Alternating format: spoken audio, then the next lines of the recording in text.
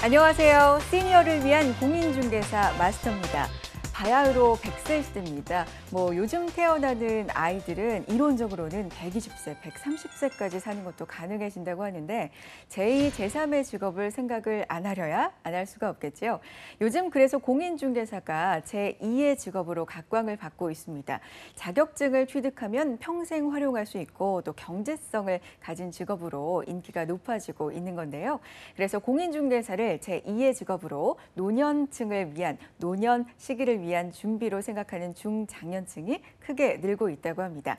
자, 저희와 함께 하시면서 공인중개사의 한 발짝 한 걸음 다가서는 기회로 삼아 보셨으면 좋겠습니다. 저희 알찬 강의 늘 함께 해드릴 것을 약속드리고요. 자, 오늘도 부동산 공시법의 대가 윤성종 교수님의 강의 준비해 놓고 있습니다. 함께 들어볼까요? 박수로 맞이해 주세요.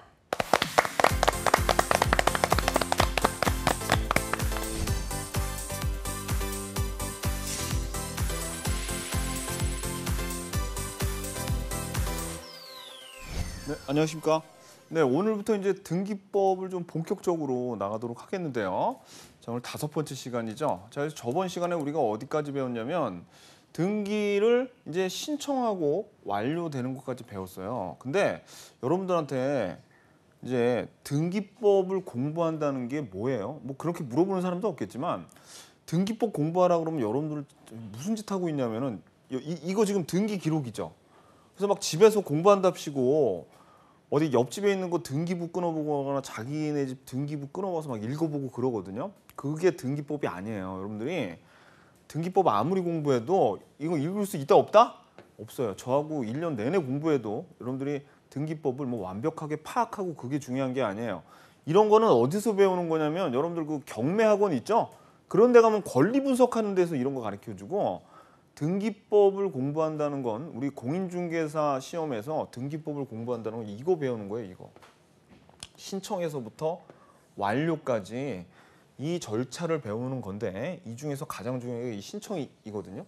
요거 배우는 거하고 요 29조 2호 요게 중요한데 왜냐면 지적법도 그렇고 등기법도 그렇고 둘 다 절차법입니다. 그러니까 등기를 하는 절차를 배우는 거지 등기부를 읽는 거 배우는 게 아니에요. 아셨죠? 자, 그래서 등기법을 우리가 좀 큰 그림으로 한번 조감을 해보면 이렇게 보여요. 방금 전에 우리가 괜히 거놨네 이거. 등기 원인하고 등기 목적 있죠? 요 두 개를 보면은 등기 목적에서 예컨대 소유권 이전, 등기 원인, 매매 이렇게 돼 있잖아요. 그래서 등기 목적을 좀 이렇게 반으로 나눠보면 요 앞은 권리고요. 요 뒤에는 등기의 종류거든요.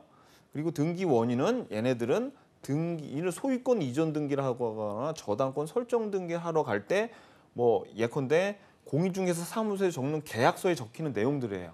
그런 내용들인데 그러니까 등기 목적이 되는 원인들. 그래서 요 놈을 한번 분리해서 우리가 배울 것들을 보면 자, 일단 부동산 등기법에서 신청부터 완료까지를 다 배우고 나서 강론으로 소유권과 소유권 이전 등기, 소유권 보전 등기 이런 소유권에 대해서 배우고 그다음에 소유권 이외에 걸린 전세권부터 지상권, 지역권, 저당권 배우고요. 그다음에 각종의 등기들을 이렇게 배울 거예요. 각종의 등기들을. 이런 식으로 공부를 하셔야 돼요. 크게 권리가 소유권과 소유권 이외의 권리거든요. 각종 등기에 대해서 배우는 거구나. 이렇게 강론으로 들어가서 자, 그럼 이제 첫 번째 우리가 1장에서 배울 거는 등기제도의 특징인데 대한민국 등기제도의 특징에서 뭐 이런 거 이 신청주의는 당사자가 신청을 해야 돼요. 그래서 당사자라는 게 누구냐면 나중에 이제 배우겠지만 등기 의무자와 등기 권리자를 얘기하는데 이때 둘이 같이 가면 공동 신청, 혼자서 가면 단독 신청, 제3자가 요 둘 중에 한 사람을 대신하면 제3자의 신청 이렇게 얘기하고요. 이 당사자가 관공서라면 관공서가 촉탁을 합니다. 이게 원칙이고요. 예외적으로 직권과 명령에 의한 것도 있어요. 자, 그리고 형식적 심사주의를 하고요. 자, 여기서 이제 여러분들이 좀 아셔야 될 건 요 공신력에 관한 건데 공신력은 뭐 요런 내용들이 있지만 지금 우리 시간도 없죠. 결론만 얘기하고 넘어가면 우리 등기법에서는 공신력은 무조건 없다 그러면 답이에요. 아셨죠? 만약에 시험 지문에 공신력을 아주 손톱만큼이라도 인정한다. 그런 지문이 나오면 무조건 X. 어떻게? 공신력은 인정하지 않아요. 등기법, 우리 앞에서 배운 지적법 모두. 자, 그리고 이제 성립요건주의. 이거는 이제 여러분들이 민법 시간에 배우셨을 텐데 성립요건주의가 있고요. 그다음에 등기를 하는 게 요 성립요건주의. 그다음에 187조에서 하는 거는 처분요건주의가 있어요. 그리고 임차권이나 채권에서 하는 것은 대항요건주의라 그래서 그 세 개의 요건주의로 등기를 하게 됩니다. 하지만은 뭐가 아니냐면 존속 요건은 아니더라. 요거를 아셔야 돼요. 존속 요건은 아니구나. 요거. 자, 그래서 뭐 이런 내용들이 있는데 이런 내용들은 그냥 여러분들이 한번 그냥 보시면 됩니다. 두 번째는 뭐냐면 등기의 유효 요건이에요. 자, 등기의 유효 요건이라는 게 뭐냐면 예를 들어서 A와 B가 소유권 이전 등기를 매매를 원인으로 하는 소유권 이전 등기를 했어요. 그러면 등기 기록에 A로부터 B로 이렇게 매매로 인해서 소유권 이전이 됐다고 나와야 되겠죠? 근데 등기가 잘못돼 가지고 어떻게 됐냐면 이게 소유권 이전이 B 앞으로 된 게 아니라 소유권 이전 C 앞으로 됐다고 나오거나 아니면 여기가 매매로 돼야 되는데 이 등기 원인이 증여로 되어 이렇게 잘못되어 있는 등기가 있을 수 있겠죠?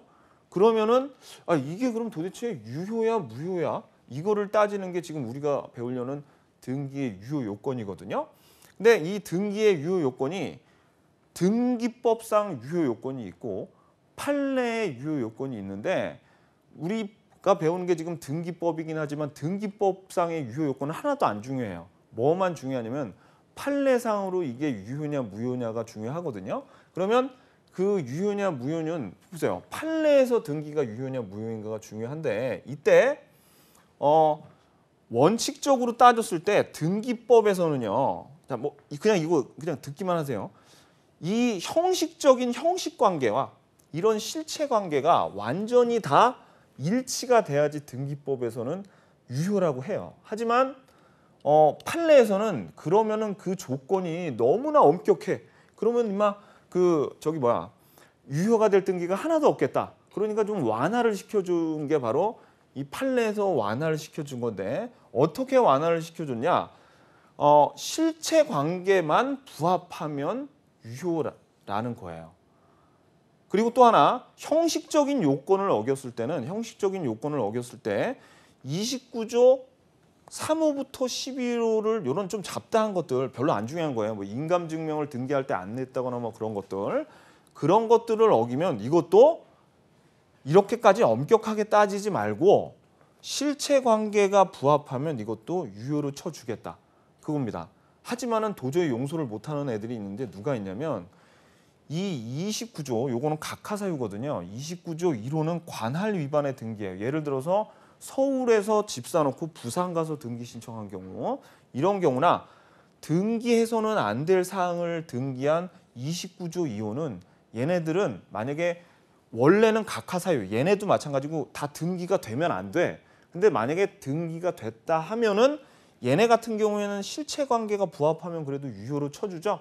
근데 29조 1, 2호만큼은 실체 관계가 부합하건 말건 절대 무효해서 직권 말소의 대상이 됩니다. 직권 말소의 대상. 그래서 얘네 같은 경우에는 이의 신청을 하면 이의 신청에 이거 반대로 나왔네요. 얘네들은 이의 신청의 대상인데 소재기가 안 돼요. 근데 얘네는 반대로 이의 신청은 안 되는데 소재기는 돼요. 왜냐하면 등기를 해서는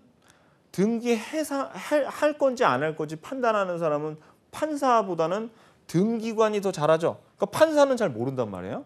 근데 이게 실체 관계를 따져서 유효냐 무효냐 따지는 거는 등기관이 아니라 누가 더 잘하느냐? 판사가 더 잘하니까 판사한테 소제기하라는 얘기예요. 그러면 자, 여러분들이 아니 그럼 도대체 이 실체 관계가 부합한다는 말이 무슨 말이길래 이게 그걸 완화시켜 줬다는 거야? 그렇게 궁금하시죠? 그죠? 궁금하셔야 돼, 이거. 자, 그리고 권리의 종류와 주체 객체가 같은 것을 우리가 실체 관계가 부합하다 그래요. 무슨 뜻이냐? 보세요. 봐봐요. 지금 이걸 우리가 일명 권리의 질의 일치라고 그러는데 270번지에다가 홍길동 앞으로 전세권 설정해 주려고 했어요.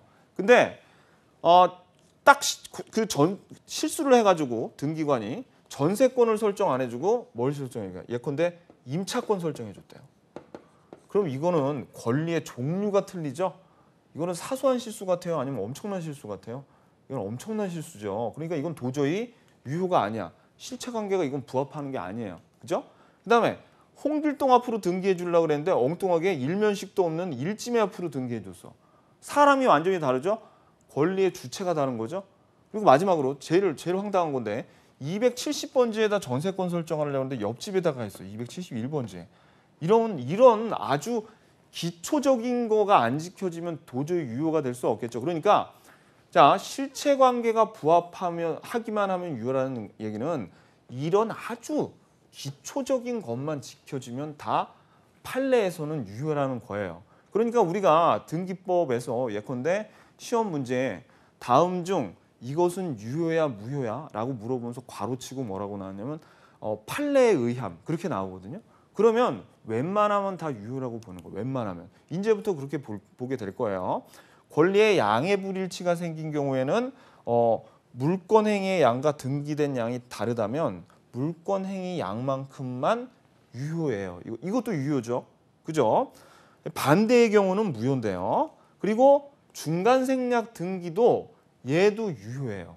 중간생략 등기라는 게 뭐냐면 이겁니다. 지금 여기 토지가 있어요. 여기 토지가 있고 A가 B에게 그리고 B가 C에게 이렇게 요거를 전매를 하죠. 그러면 등기가 어떻게 돼야지 정상이에요? 등기가 A, B, C 이렇게 되는데 이 B를 빼놓고 등기하겠다는 얘기예요. 왜냐하면 A에서 C로 곧바로 넘어가면 취득세, 양도세, 취득세, 양도세 한 번씩 좀 절약할 수 있잖아요, 그죠?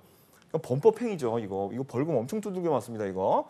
그래가지고 이런 중간 생략 등기를 하는데 그러면 원래 A, B, C로 돼야 되는 등기가 A에서 C로 이렇게 곧바로 넘어가는 중간 생략 등기니까 유효냐 무효냐? 아까 뭐라 그랬어요? 유효라니까요. 이거 유효예요. 등기가 유효다. 그래서 요 등기도 유효로 칩니다. 자, 뭐라고? 대신 어떤 단서가 붙어있어? 실체관계가 부합하는 유효. 그러면 A, B, C가 유효라고 막 박수치면서 좋아해야 돼요? 아니, 좋아하지 않아요. 뭐냐면 등기만 유효라는 얘기예요. 얘네들 처벌 받을 거는 다 받아요. 근데 만약에 선생님 생각해봐요. 그럼 이 등기를 무효라고 치자고요. 유효지만 무효라 그래가지고 판사가 야, 너 이거 막 등기가 다시 해와. 이거는 무효의 등기야. 다시 등기해라고 하면 다시 등기해봤자 이렇게 A, B, C로 등기할 거 아닙니까? 그죠? 그래봤자 어차피 집주인은 똑같잖아요. 그러니까 굳이 등기를 무효로 할 필요는 없다는 얘기입니다. 근데 이제 여기서 가장 중요한 건 뭐냐면 단 이런 중간생략 등기는 어디에서는 무효냐면은 토지거래허가구역 있죠? 여기에서만큼은 무효예요. 그러니까 여러분들이 시험 문제에서 유효 무효 따지는데 일단 우리 등기법에서 중간생략 등기 나오죠? 그러면 이게 토지거래허가구역인지 먼저 확인을 꼭 하세요. 거기에서 어쩌고 저쩌고 뭐 나오면서 유효라 그러면 틀리는 거예요. 무조건 무효입니다. 그리고 모두 생략 등기도 뭐냐면 모두 생략 등기는 이거예요. 누가 이렇게 건물을 지었는데 미등기 상태에서 A가 B에게 소유권 이전을 해준다. 그러면은 원래 첫 번째가 소유권 보존 등기를 A로 하고 그다음에 두 번째 B로 이렇게 소유권 이전 등기가 되는데 곧바로 A를 빼먹고 B로 소유권 보존 등기를 한 거를 우리가 모두 생략 등기. 뭐야? 모두. 머리 두자죠? 요 첫 번째 머리를 생략한 등기인데 요것도 유효해요. 중간 생략 등기랑 비슷하죠. 그 원리가. 그다음에 이제 무효 등기의 유용은 피담보 채권이 소멸한 저당권은 유용이기는 한데 그 저당권 원래 무효인데요. 이거를 재활용할 수 있다는 거예요. 똑같이 또 요 피담보 채권을 빌린 사람이 똑같이 빌리고 말소가 안 된 상태라면 또다시 한번 써먹을 수 있다. 하지만 이 유용은 언제가 가능하냐면 밑에 이해관계인이 있으면 안 되고요. 그다음에 소유권 보존 등기나 표제부의 등기는 유용이 불가합니다.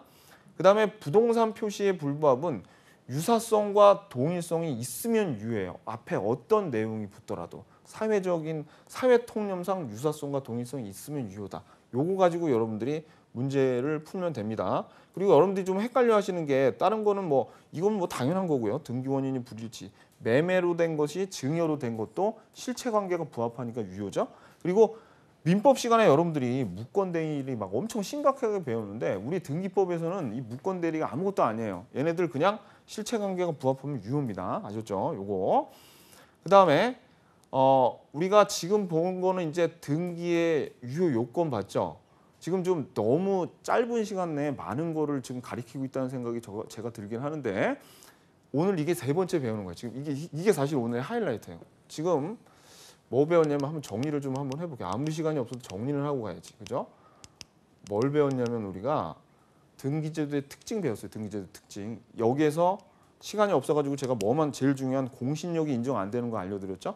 두 번째는 뭐냐면 유효 요건 배웠어요. 이 유효 요건에서 판례가 중요하다 그랬죠? 그래서 유효냐 무효냐. 특히 여기서는 이제 중간 생략 등기가 가장 중요합니다. 요거 배웠으니까 이제 뭐 배울 차례냐면 우리가 등기를 했을 때 어떤 효력이 있느냐 이제 그거에 대해서 배울 거예요. 그러면 자 등기의 효력은 물권 변동의 효력이 있다 그랬어요. 그래서 물권 변동의 효력이 아까 뭐가 있다 그랬냐면 성립 요건주의, 그죠? 성립 요건이 되고 그다음에 처분 요건으로서 등기하고 그다음에 대항 요건으로서 등기한다 그랬죠. 하지만 뭐는 아니다. 존속 요건은 아니다. 존속 요건은 아니다. 자, 이게 무슨 뜻이냐면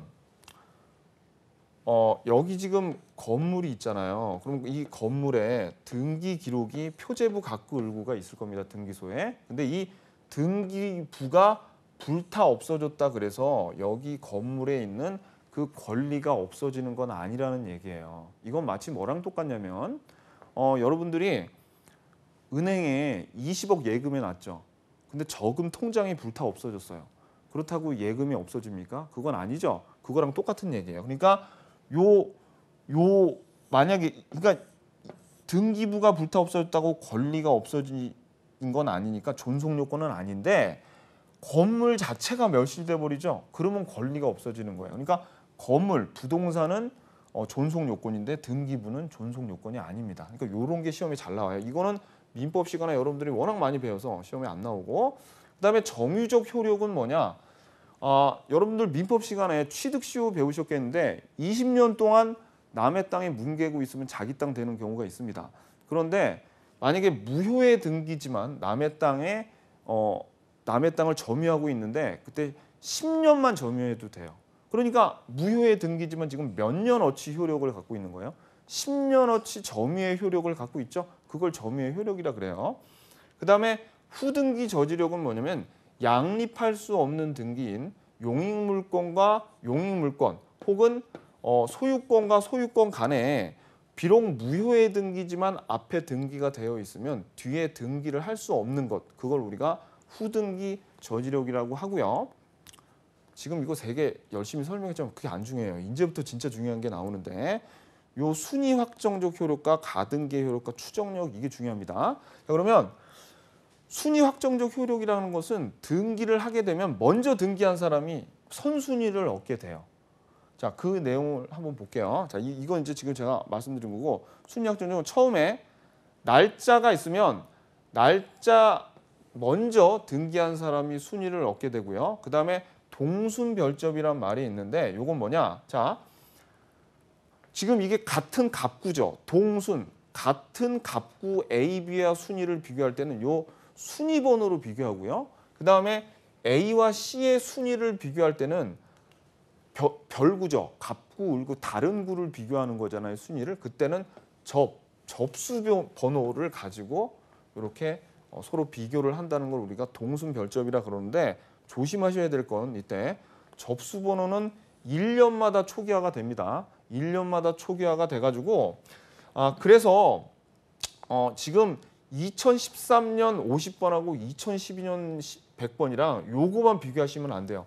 연도를 먼저 비교하셔야 돼요. 그래서 접수 번호보다 연도가 빠른 애가 선순위를 가지게 됩니다. 요거. 그리고 부기등기의 순위는 주등기에 의한다. 이건 뭐냐면 지금 주등기는 요 순위 번호에 아라비아 숫자로 이렇게 적힌 걸 우리가 주등기라 그래요. 근데 부기등기는 이렇게 짝대기로 이렇게 붙여서 하는 거죠. 이걸 우리가 4부기 2라고 있는데 이런 등기는 5번보다 물리적으로 등기 기록상에 비록 밑에 있지만 얘의 순위는 어디에 의한다? 요 주등기에 의한 겁니다. 이렇게.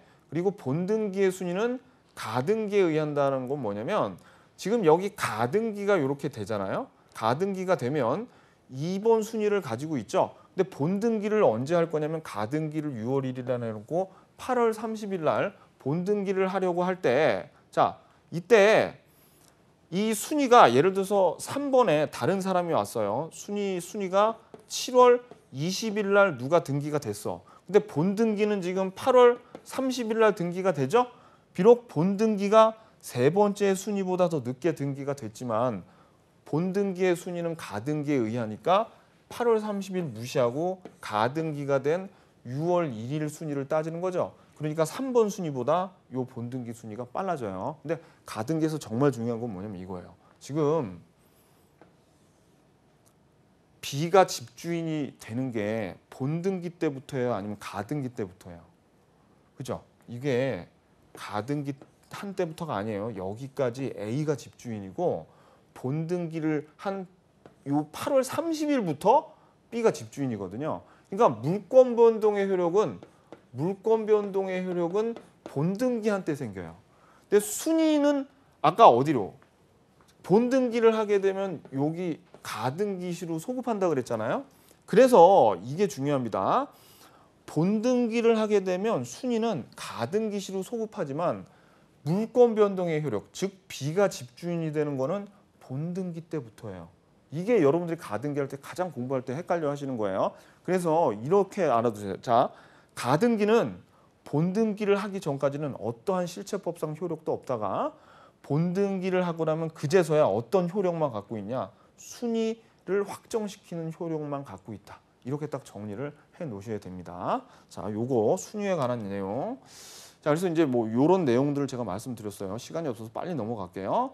그다음에 이제 추정력은 뭐냐면 추측하는 겁니다. 추측. 그래서 등기부에 누군가가 이렇게 등기가 되어 있다면 얘는 정말 제대로 된 권리자라고 추측이 돼요. 그래서 어떤 다른 사람들이 와서 C라는 애가 나타나서 이 등기부 이상한데? 라고 주장을 하면 입증 책임이 B에게 있는 게 아니라 C에게 있어요. 즉 B가 돌아다니면서 내가 집주인이야라고 그렇게 얘기하는 게 아니라 C가 돌아다니면서 B가 집주인이 아니라니까 정말 아니라니까라고 입증을 해야 돼요. 입증하는 게 쉽겠어요? 어렵겠어요? 어렵겠죠. 왜냐하면 이 등기부라는 것이 국가에서 관리하고 있거든요. 그러니까 이건 다른 사람들이 이 등기부에 B는 지금 추정을 받고 있어요. 그래서 진정한 소유자로 추정을 받기 때문에 요거를 뒤집기는 어렵다. 만약에 이 사람이 요 A가 주장하면 이 전 소유자인 A가 주장해도 이 사람이 입증해야 돼. 즉 추정력은 B가 가지고 있는 추정력은 제3자뿐만 아니라 요 소유권 이전에서 둘이 당사자 관계였거든요. 당사자 또는 그 전 소유자에게도 미치는 겁니다. 다른 사람이 주장한 다 입증 책임은 요 등기가 되어 있지 않는 다른 사람이 입증을 해야 돼요. 그래서 여기 보시면 등기 명의인 B는 추정력이 있다는 뜻이 곧 추정을 받는다라는 뜻이고 입증 책임이 없다는 뜻입니다. 그래서 이제 추정력이 인정되는 경우와 추정력이 인정되지 않는 경우가 나오는데 이 추정력이 인정되는 경우는 여러분들 이건 쉬워요. 이거는 그냥 뭐만 보시면 되냐면 다 인정돼. 등기가 되어 있으면요. 다 인정된다고 보시면 돼요. 근데 이게 중요한 게 아니라 중요한 거는 추정력이 인정되지 않는 경우인데 그중에서 이제 중요한 거를 보시면은 가장 중요한 거는 일단 이겁니다. 가등기, 아까 봤던 가등기는 본등기할 권리가 있다고 추정받지 못해요. 마치 가등기를 하면 본등기를 할 권리가 있어서 이거를 주장할 수 있는 권리가 있다고 추정을 받을 것 같은데 아니라고요. 왜? 아까 뭐라 그랬냐면 가등기는 본등기 하기 전에는 어떠한 실체법상 효력이 없다 그랬잖아요. 그래서 이런 효력도 없는 거예요. 그리고 두 번째는 이것도 중요한데 표제부의 등기는 표제부의 등기 즉 사실의 등기는 추정력이 인정이 안 돼요. 그러니까 당연히 사실관계의 왕이라고 불리는 아까 봤던 대장 같은 곳에서는 추정력이 당연히 인정 안 되겠죠. 그러니까 대장상에 소유자라고 적혀 있더라도 소유자로서 추정을 받는 게 아니에요. 그리고 이것도 조심하셔야 돼요. 아까 부동산의 지금 점유의 추정력은 없다 그랬죠. 근데 아까 뭐 배웠냐면은 점유의 효력 배웠어요. 그 취득치료에서 10년어치 까준다는 거 그거. 그러니까 점유의 추정력은 있는데 등기에 점유의 효력은 있는데 점유의 추정력은 없는 거예요. 시험 문제 이거 나오면 여러분들 굉장히 헷갈리다고요.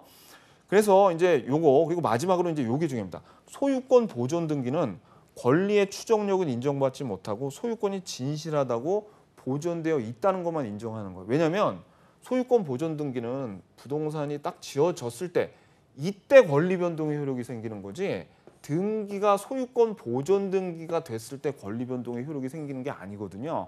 그래서 소유권 보존 등기의 의미가 요게 소유권이 존재한다는 거를 요게 보증할 때 보자인데 확인한다는 뜻이에요.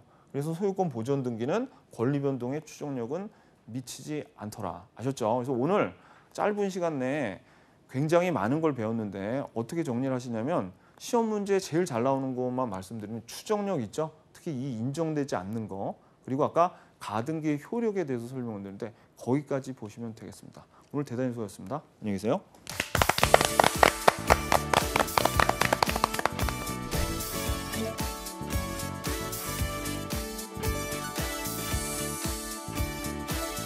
귀에 쏙쏙 들어오는 윤성종 교수님의 강의 함께 하셨습니다.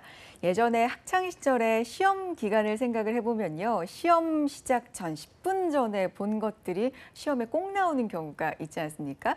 마지막에 꼭 나올 것들, 중요할 것들만 봐서 그것이 원인이 돼서 꼭 시험에 나오는 기분이 들고 또 실제로 일어나는 게 아닌가라는 생각을 해보게 되는데 자, 시험 3개월 앞두고 저희가 과목별로 꼭 나올 것들만 찝어서 소개를 해드리고 있습니다.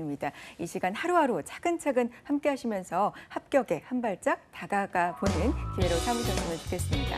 자, 오늘 함께 하신 내용 유튜브와 한국직업방송 홈페이지 통해서 다시 보실 수 있거든요. 절대 놓치지 말고 챙겨가세요. 자, 다음 시간 알찬 강의로 다시 인사드리겠습니다. 함께해 주신 여러분 고맙습니다.